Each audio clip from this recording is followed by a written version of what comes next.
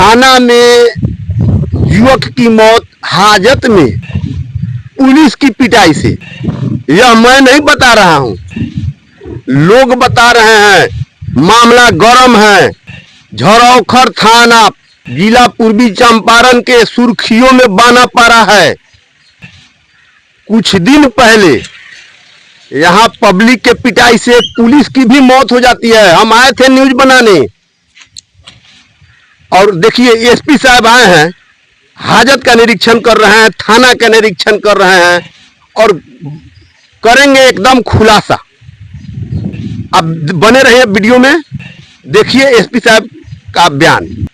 ननक यादव के साथ जो घटना घटित है सर, इसको लेकर सर पुलिस क्या कदम उठा रही है?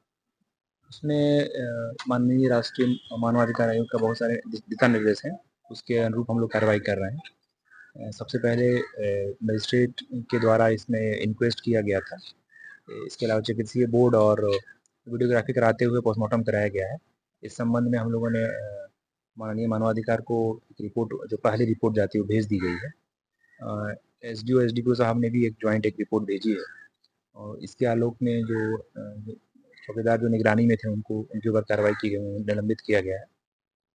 और इसके अलावा हम खुद यहाँ के बाकी चीज़ों पर जांच कर रहे हैं और आगे जो भी होगा इसमें फिर आगे सर, इससे पहले भी किसी भी थाना में ऐसा कस्टडी में क्या जान गई है किसी भी आम पब्लिक का?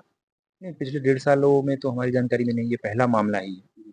और इसमें जो अभी तक जो कैमरा है उसमें एनालिसिस में पता चला है कि जो मृतक है वो अपना शर्ट खोल के उसके साथ वो अपने गले के साथ वो लगा रहा था वो, लेकिन फुटेज पूरा अभी एनालिसिस नहीं हो पाया है। पटना से टीम आके वो दे रही है, तो इसकी जांच की जाएगी डीएसपी सिकरहना द्वारा और अगर किसी अन्य की लापरवाही पाई जाएगी तो उस पर भी कार्रवाई होगी। तो इनों के द्वारा आरोप लगाया जा रहा है कि वो मतलब पीट कर हत्या नहीं किया नहीं गया नहीं, है। नहीं, नहीं, नहीं, उन्होंने भले ही उसमें बोला हो, लेकिन लिखित में जो उन्होंने बयान दिया है किसी पे कोई आरोप नहीं लगाया है। और इस संबंध में उनके आवेदन पे एक यूडी केस दर्ज हुआ है। तो अभी तक तो जो जांच में प्रकाश में बातें आई हैं, ये मामला आत्महत्या का ही प्रतीक होता है, लेकिन हम लोग हर बिंदु पे जांच करेंगे। एफएसएल की मदद ली जा रही है और मृतक के जो शर्ट हैं, अंडरगारमेंट्स हैं, उसको भी जांच के लिए हम लोग भेजेंगे। तो वैज्ञानिक अनुसंधान इसमें किया जाएगा और जो भी इसमें फिर जिस किसी की भी लापरवाही पाई जाएगी उस पर कार्रवाई होगी। जो इनिशियल जो जानकारी थी कि चोरी की गाड़ी के साथ इनको गिरफ्तार किया गया था, इनके पास से चोरी गाड़ी बरामद हुई थी, तो वो हम लोग उसमें कानूनी एफआईआर करके न्यायालय में प्रस्तुत करने वाले थे। तो वो तो एक हमारी जो कानूनी दायित्व है उसको हम पूरा कर रहे थे।